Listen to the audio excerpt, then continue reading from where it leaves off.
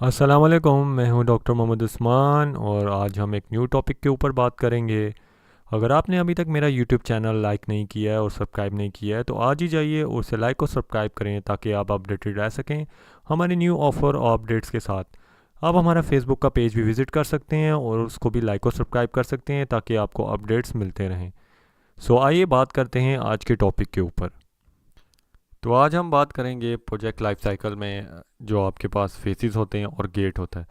Project phase और gate हमारे पास project management के अंदर इस वजह से इंपॉर्टेंट हैं कि हमें ये पता होना चाहिए कि स्टार्टिंग और एंडिंग ऑफ हमारे पास प्रोजेक्ट क्या है और उसमें ओवरऑल कौन कौन से फेजेस इन्वॉल्व हो सकती हैं। इससे पहले आपने देखा होगा कि आपके पास किस किस्म के प्रोडक्ट लाइफ साइकिल्स होते हैं और आपके पास प्रोजेक्ट और प्रोडक्ट के बीच में क्या डिफरेंस होता है। जब प्रोजेक्ट लाइफ साइकिल की बात करते हैं तो आपके पास एक स्टार्टिंग पॉइंट से आप स्टार्ट करते हैं तो नेक्स्ट फेज़ का आपने नाम देखना होता है कि वो आपके पास क्या होगा।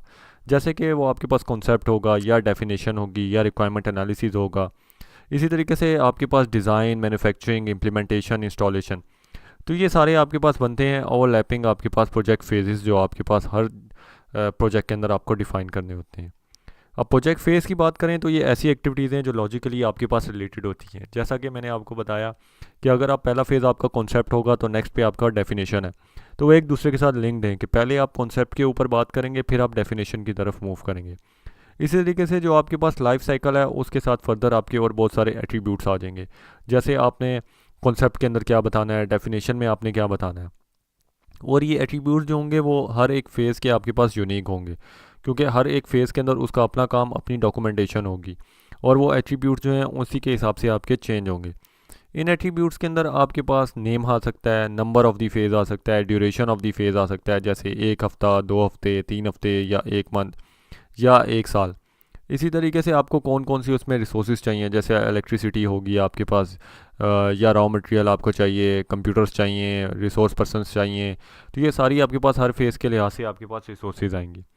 देन आपके पास एंट्रेंस और एग्ज़िट क्राइटेरिया होगा हर प्रोजेक्ट फ़ेज़ के ऊपर कि आपने किस रिक्वायरमेंट पे एंटर करना है। जैसे कि आपको किसी भी फेज़ में एंटर होने के लिए आपके पास जो है क्राइटेरिया होता है कि कुछ डॉक्यूमेंटेशन कंप्लीट हो, इनिशियल एनालिसिस जो है आपके पास कंप्लीट हो, और उसकी बेसिस पे आप ये डिसाइड करते हैं कि आपने एक प्रोजेक्ट फ़ेज़ से दूसरे प्रोजेक्ट फ़ेज़ के अंदर किस तरीके से मूव करना है।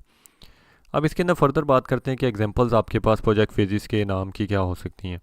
इसमें आपके पास जैसे आप कॉन्सेप्ट डेवलपमेंट कह सकते हैं, उन्हें फिजिबिलिटी स्टडी कह सकते हैं, कस्टमर रिक्वायरमेंट उसका नाम हो सकता है, सोल्यूशन डेवलपमेंट या डिज़ाइन या प्रोटोटाइप।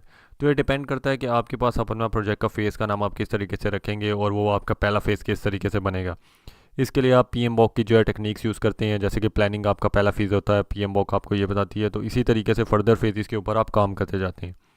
अब जब आप किसी भी प्रोजेक्ट फ़ेज़ को आप डिफ़ाइन कर रहे होते हैं तो उसके कुछ वेरियस फैक्टर्स होते हैं। जैसे कि हर ऑर्गेनाइजेशन के अंदर हर एक सेम फेज़ जो है वो आपके पास यूज़ नहीं होगा।